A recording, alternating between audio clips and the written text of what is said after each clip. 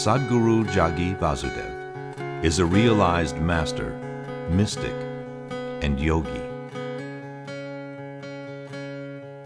He has shown the way for people to attain to their natural joy and to live life with experience from one's own inner nature. His presence is filled with grace and compassion. Sadhguru's scientific approach towards spirituality and work towards the upliftment of humanity have received accolades worldwide. The words that come from him in intensity and utmost clarity, from his deep understanding and wisdom, can change the very core of the being. Belonging to no particular tradition, Sadhguru incorporates what is most valid for the modern person from the spiritual sciences. His work, an outpouring of his blissfulness, finds expression in the form of a ceaseless offering to help all beings. Available to all who are willing, Sadhguru's life is an invitation to the divine through individual transformation.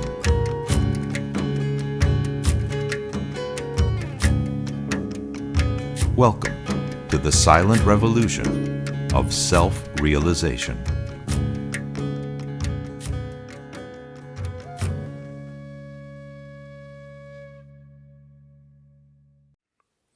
Always a manifold way in which people make use of the spiritual processes. For some people, in many places, spirituality and all the spiritual, what do you call them? What are those talks called in Hindi? Pravachans. All that pravachan, everything is just an escape from the mother-in-law or cooking. For some, it's an intellectual entertainment. For some, they're seeking to learn something. They want to know something new.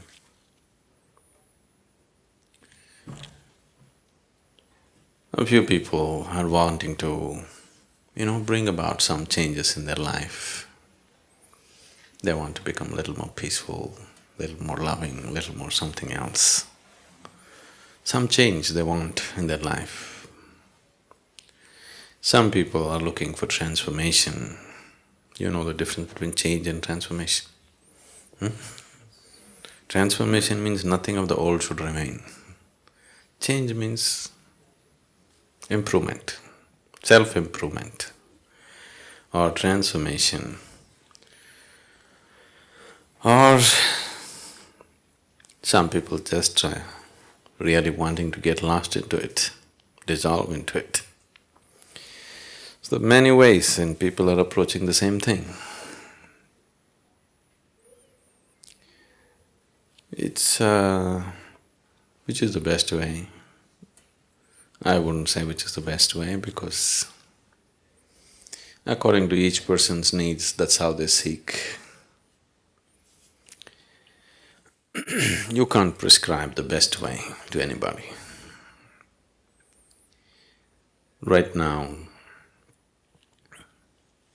generally the human nature is such that whatever they don't have, that's what they will seek.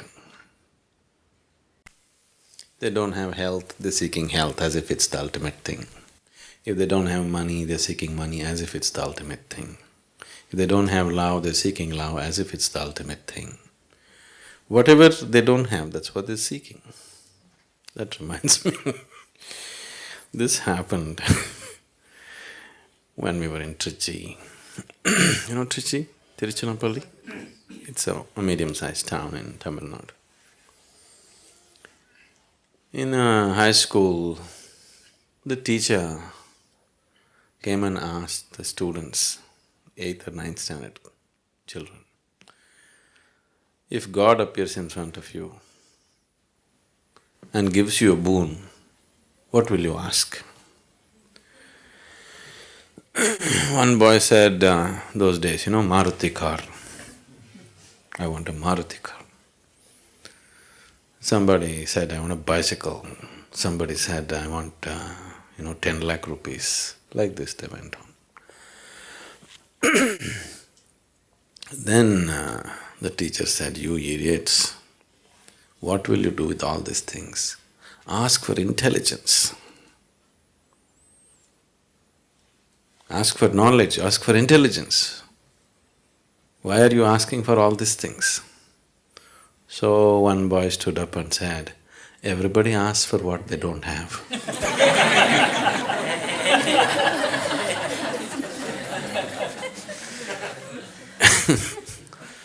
So, everybody is seeking what they don't have, isn't it? Now if you go by this, when a human being goes by this process of asking for what he doesn't have, then it's an endless process. Because what is it that you have? What you have is so little. If you go on asking for what you don't have, you need 1,000 years and still you will be nowhere. If you start seeking the next thing that you don't have, it's an endless process, self-defeating process, isn't it? It seems to be taking you somewhere, but it doesn't take you anywhere. So, what is this about?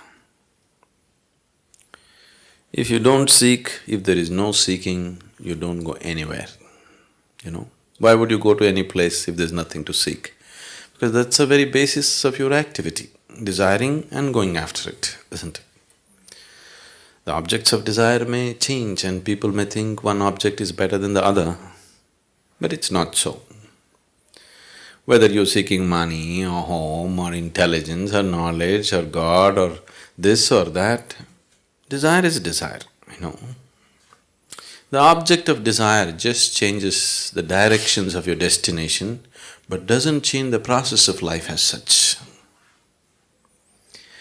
And the essence of life is in its process, isn't it? Where you got in the end is not the point really. In many ways, right now, the essence of life is how you're experiencing it right now. So, one's quality of life, if we are changing or if you're wanting to experience life in a little better way or in a much better way, whatever, changing the objects of desire is not going to make so much of a difference. It's the way we handle the process which is going to make the difference.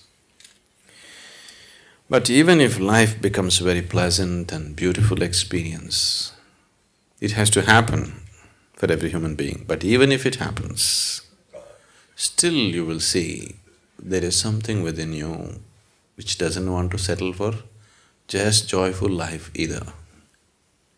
You're very happy, and after some time, even that doesn't seem to be enough.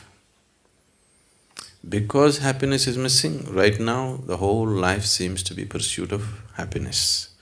If you're joyful, then you will see it's not enough. In fact, if you're very happy, you will do many more things than when you're unhappy. Isn't it so? Because now you're charged and now there's nothing pulling you back. You have all the enthusiasm to go about and do lots of things. So there is something that this life is longing for. It's not a desire, it's its destination. It is not something, a desire that you created or I created. It is just longing to go towards a certain destination. The only choice that we have is either to move towards this destination consciously or unconsciously. Anyway we are moving. Whether to go towards it consciously or unconsciously. If we are dragged towards something unconsciously, even if we are dragged towards heaven, we will suffer the dragging, isn't it? Yes? Now we grab you and we'll drag you out. You don't know where you're being dragged. You will suffer this. We will take you and put you on a beautiful beach. But that's later. But right now, all along from here to there, you are going to suffer it terribly, isn't it? So if you walk towards anything or if life drags you towards a certain direction and you are unconscious about it, you will suffer the process immensely. So if you look at it consciously, if you go towards it consciously, then the process becomes beautiful. That's all the choice we have really. And once we are conscious, we naturally hasten the process. Whatever we are unconscious of, and that level we suffer, you must understand this. See, right now you're driving on the street. You are completely unconscious of who is coming behind you, who is coming in front of you. Now you are going to get into one kind of physical suffering. Because you are unaware of the physical reality, physical suffering will come, something is going to break, isn't it? Now, you're unaware of what is happening in your body, another kind of suffering will come.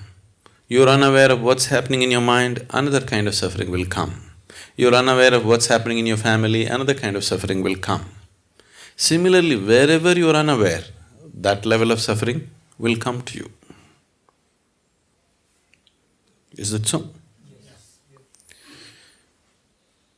You're getting… this is a holiday, you're getting dead serious.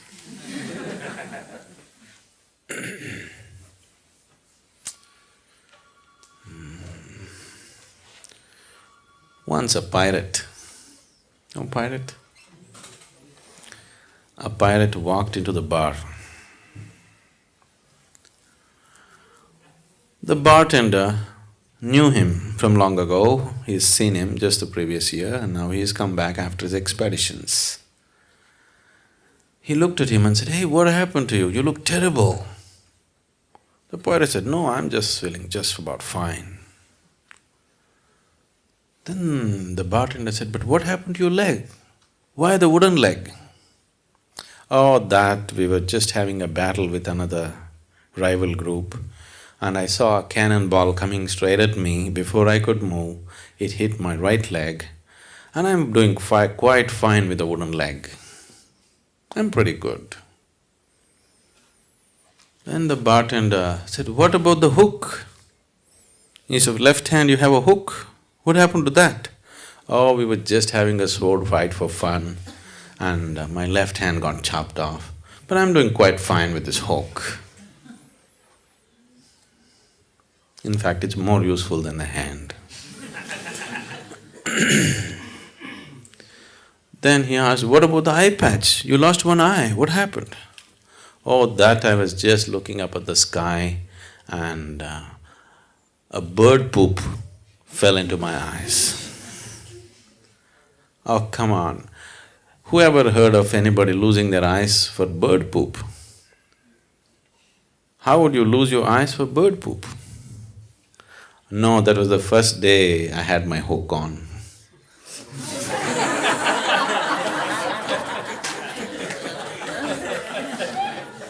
Whatever you're unaware of, there you suffer, isn't it?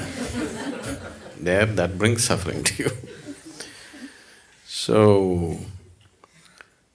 we're talking about awareness, awareness, awareness. Awareness is not something that you do actually. In fact, the less you do, the more aware you become within yourself. The less your activity becomes inside, what you call as me, the less that becomes, the more your awareness becomes. The less your personality becomes, the more your presence becomes always. Personality means you have to do a lot to keep it up, isn't it? Yes. Most of the activity that you're doing to keep up your person is unconscious, but you're doing enormous activity to maintain a certain personality, isn't it? If that activity gets lowered, suddenly awareness gets heightened, because awareness is not something that you do. The very life is awareness, isn't it? The very basis of life is awareness. You know that you're alive only because you're aware, isn't it? If all awareness disappears, at least on this level, we can call it death. So, spirituality is not something that you do. If you stop doing all your nonsense, you're spiritual. No? Unnecessary nonsense if you stop, spirituality is, it's not something that you have to do and make it happen or create it. It's not so. But still, why… if that is so, why am I doing my pranayam in the morning? Oh! Even in a resort they made us do it.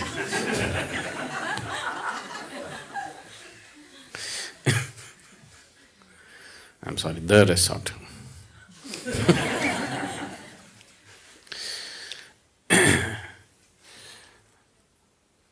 That's because there is no breaks in your activity.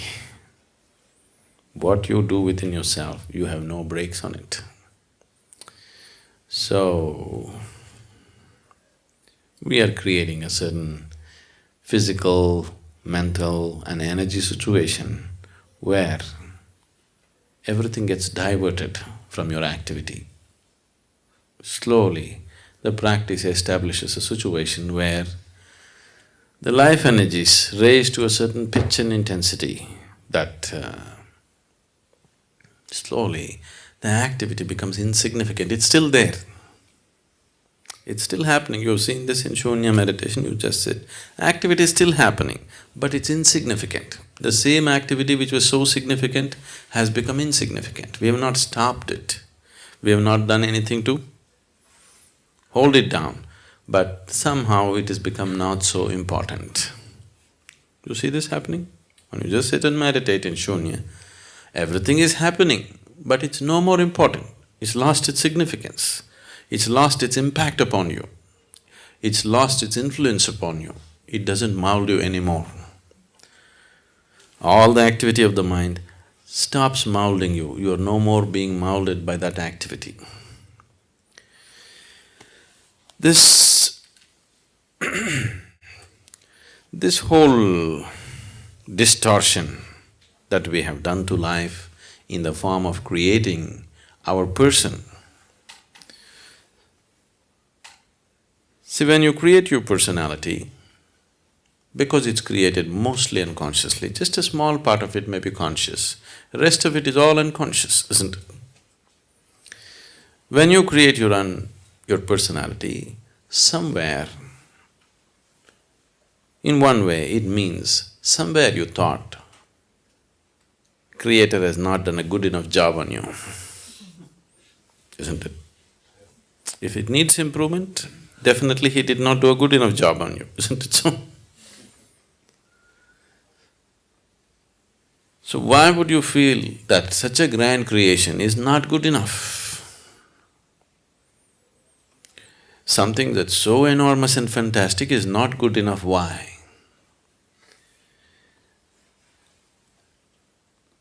Because in this simple process of self-preservation, there is a simple basic process which is built into every cell in our body. Every worm, insect, animal has this, we also have it.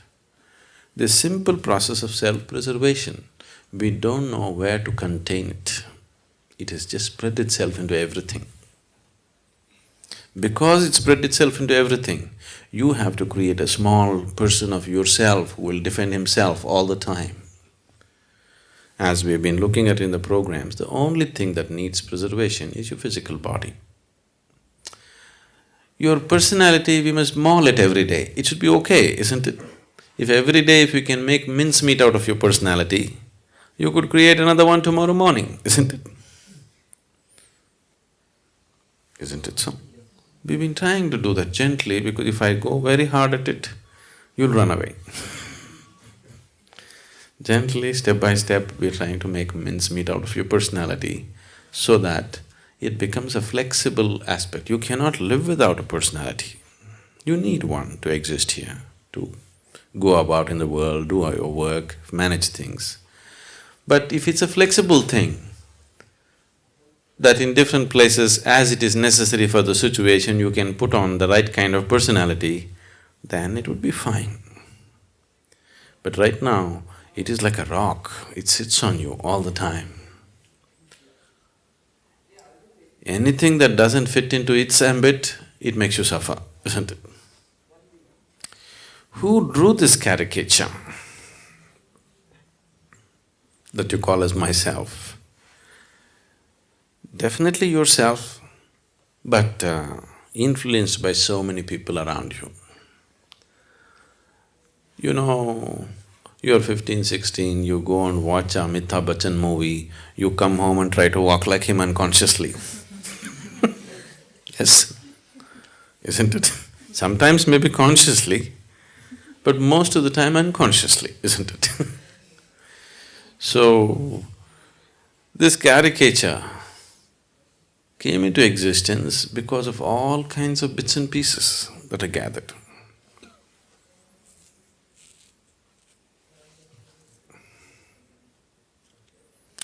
It happened when we were in school. There was a boy who was studying with me who had an excellent hand, he could just sketch anybody with whatever kind of distortion he wanted. So, there was one very hated geography teacher.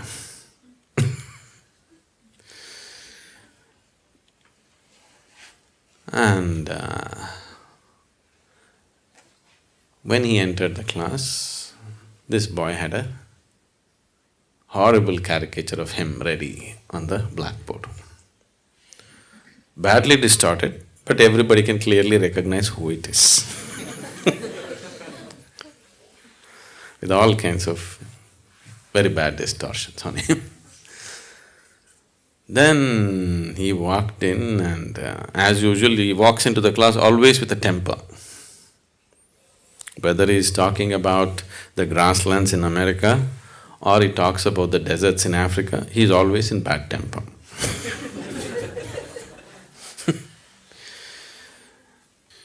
The moment he saw, he just… one thing he was angry, another thing he was somehow hit by the whole thing, the distortions. Then he asked, who is responsible for this terrible atrocity? As usual, everybody will suddenly interested in geography, very studious and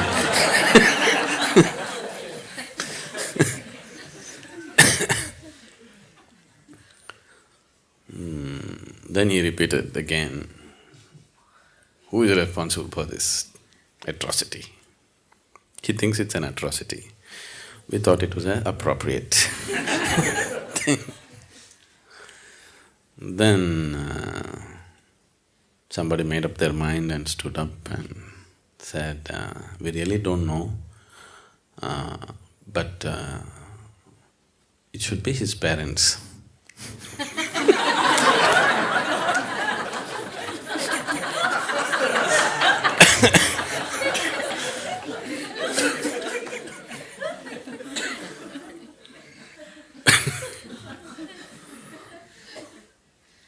So, for this atrocity that you call as myself, it's not your parents. This is you. Only you can commit this atrocity of distorting yourself into such a tiny possibility when an unbounded possibility was what you were offered. With life, you were offered an unbounded possibility. You made such a bad distortion and made yourself into such a tiny possibility. If you stop creating this caricature, because this caricature cannot exist one day without your support, you need to support it all the time. What meditation means, in one way, you're just withdrawing the support for your personality, that's all. Suddenly it collapses. Only the presence is there, the person is no more there. If you could walk on the street like this, if you could operate with people like this all the time, that you have no personality, but looking at this person at this moment, how she is, accordingly you put up a personality as it is necessary for this person. Now you go to that person, you put up a personality that is necessary for that person, then it would be so much fun drawing new caricatures every day. But once you get stuck to a particular distortion, that becomes a problem. Every day if you have a new distortion, it's called art. Isn't it? If you're stuck with one distortion, then you're called a freak. Isn't it? Isn't it so? Every day if you're able to create a new distortion, that is artwork, isn't it? If you're stuck with one distortion, you're a cripple. So that's the big difference. Sadhguru, when you're talking about personality, we have to have different personalities as a parent, as a husband, and at work. In normal living, it becomes very difficult to change the personality. You mean to say people around you won't let you change it? Not true. See, right now, let's say you're going to your work we'll take the work situation because it's less personal for you.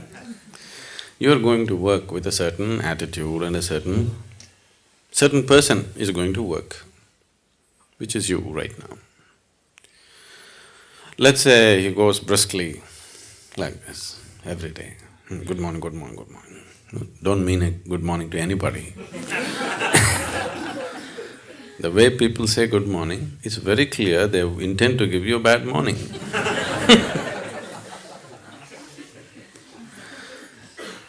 So, suppose you are going like this. Tomorrow morning, if you go, really say good morning to people and smile at them and maybe hold their hand and ask some personal question, talk to them and go in, maybe you'll waste 5–10 minutes going into your office. But if people around you are happy, you'll have lot of extra time on your hands because they'll run around and do things better, isn't it? If you have people who are sitting there with a grouse, then they will make your life miserable in so many ways. Not one way. You have to live with them, but these people have a grouse against you, they are going to make your life so bad, isn't it?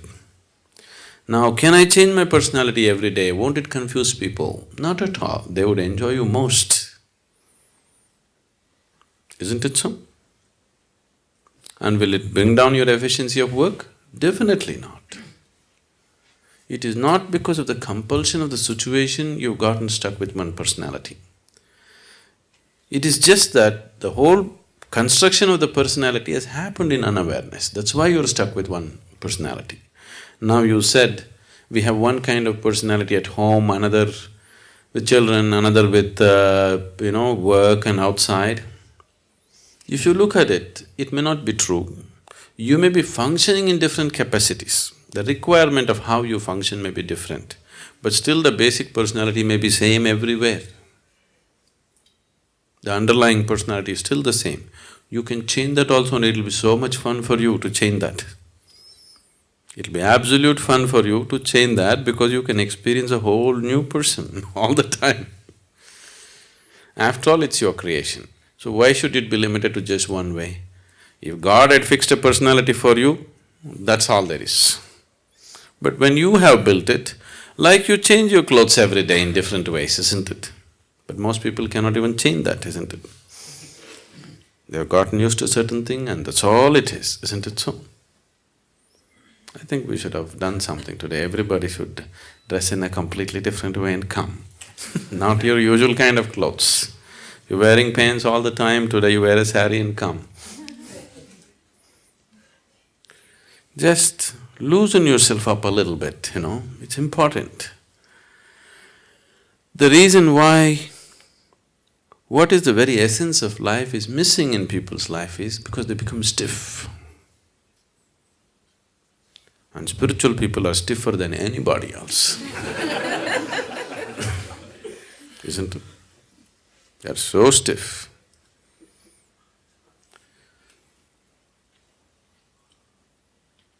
Still doesn't answer your question. There can be changes in the behavior, but your personality remains the same. It remains the same. That's what I'm saying. You're stuck to one personality. It's just the actions are different because the situations are different. But the person is same, isn't it? So the person is same because what your personality is has become you. You're completely identified with it. There is no distinction between you and your personality, isn't it? You have become that. The mask has gotten stuck to your face now. You can't take away the mask. If this mask has to come off, we need something to loosen the glue which has gotten stuck to this. It is identity. So now we are creating various situations where your identity dissolves in a certain way. Meditation or any kind of yoga practice, whatever is, just to loosen the identities so that there's a little more flexibility about it. Maybe the whole of it has not come off, but at least you can adjust it a little bit. So mask being totally stuck, at least little you are able to take a breather. That much break it is giving you. But if you work a little more with this, you can take it and keep it off. Now, people, when they come to advanced programs, 3 days or 7 days they're in samyama or bhavspandana, the person that you are, you'll just simply forget who you are. You don't know who you are. It'll become like that because the situation created is so intense and so different. Everything that you know as normal is broken. After some time, you don't know who is here. After the program is over and you come back, you just wonder, is it me who went through all that? Most people can't believe that they actually went through samyama and came. Simply because it's created like that, the whole situation. Not only the meditation process, the situation also is created in such a way that it doesn't assist your personality in any way.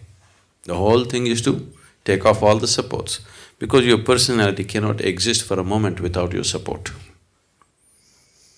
If you involve yourself in any intense activity, it could loosen up a little bit. But that is haphazard. For example, let's say you go and play a game. Those moments of total involvement, you may lose your personality. But that is a haphazard way of attempting it. Now we are looking at how to approach it scientifically, how to dismantle all the scaffolding that is holding it up. If you have noticed this, people who are very, very committed and enjoying the process of working, they always have more flexible personalities than people who are working towards a goal. Is it so? Have you noticed this? Because just the involvement with the work, total involvement, those moments the personality becomes little loose. But people who are working towards a goal, that they want this to happen, those people have strong personalities always. The fundamental basis for your personality, the building blocks for your personality is likes and dislikes. I like this, I don't like this. A complex system of likes and dislikes is what your personality is, isn't it? See, what's the difference between you and the next person? Your likes and dislikes are different, isn't it? Now, the basis of yoga is just this, to help you beyond these likes and dislikes.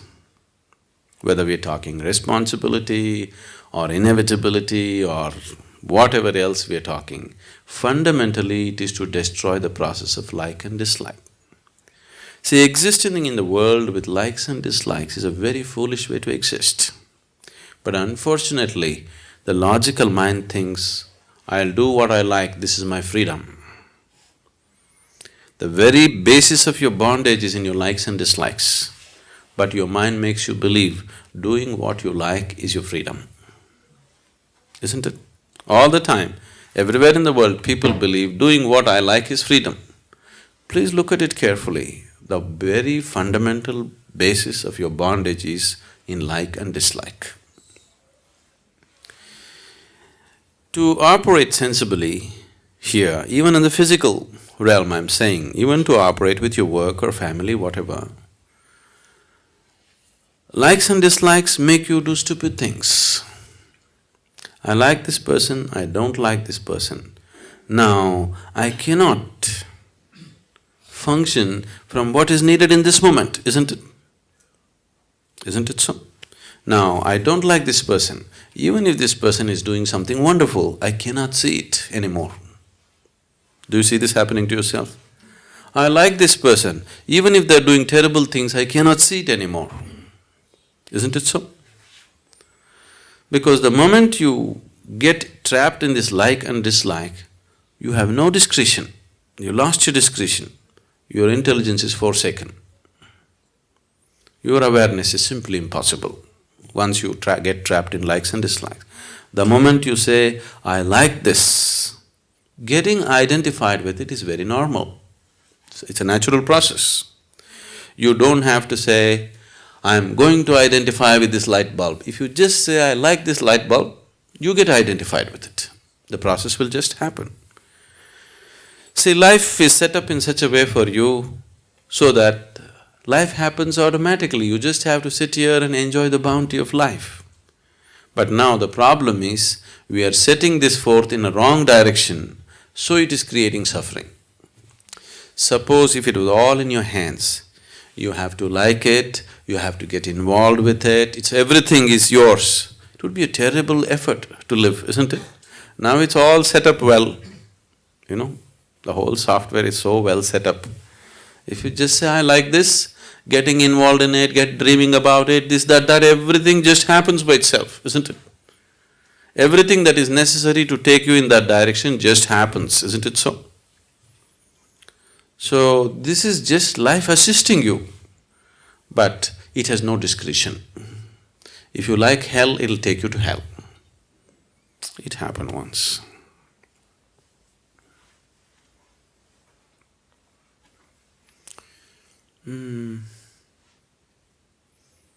What do you call a person who hires people in a corporation or whatever? HR? Okay. The HR director in a corporation died and went to heaven. There, Saint Peter said, see, because you are the first HR person to come to heaven, we will give you a choice. If you want, you can stay in heaven because you got the passport. But before you go to heaven, if you want, you can have a view of hell. If you wish to stay there, you can also stay there. This is a lady HR person. She said, no, why would I want to go to hell? I want to go to heaven. He said, why wouldn't you want to have a look at it? I said, okay. She got in the elevator, went ding down. Then the elevator doors opened, and it opened into a beautiful garden. On the poolside, very beautiful people are swimming, sunbathing, and there's a wonderful golf course, and then a nice clubhouse, the works. She said, oh, this is great hell. She had a view of that, and then Saint Peter said, okay, you have a view of heaven, then you choose. Then she got in the elevator, it went up. Supposed to be down and up, okay? That's a direction, at least you better know. Now we are down.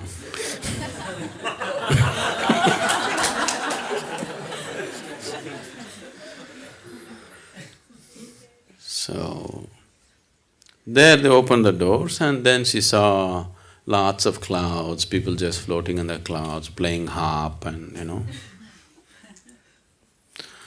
She said, okay, this is also fine, but I think I'll go to hell. All my friends are there, this golf, I'll go. So they put her in the elevator, she just went down and again the doors opened. It was a harsh desert. Everybody all dried up without food, in terrible condition, everything. She said, "What is this? Last time when I came, there was a garden, there was a pool, there was a golf course. What happened?" So they said, that was just the first day, you know. Now you're staff.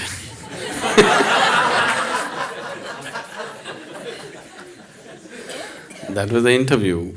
Now you're staff. All your life you did this to people, so this is your choice.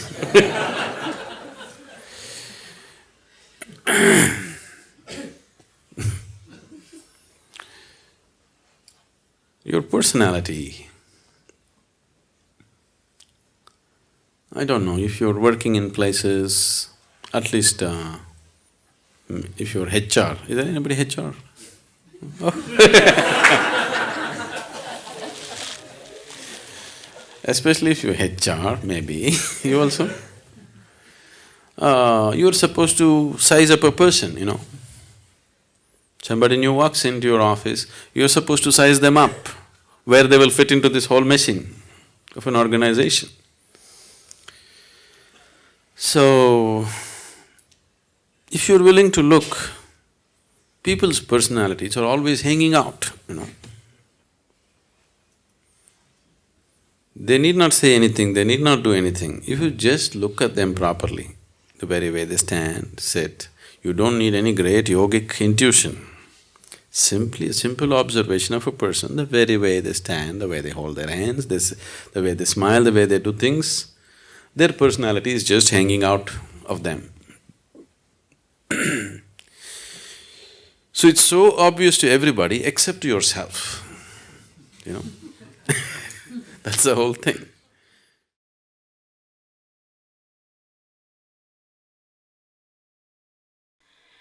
You are my perfect mirror, you show me what I'm not. In the endless pit of what once was me, layer and layer you peel off me. The pain it is, but the joy it brings. So thank you for showing me what I'm not, for showing me what I could be.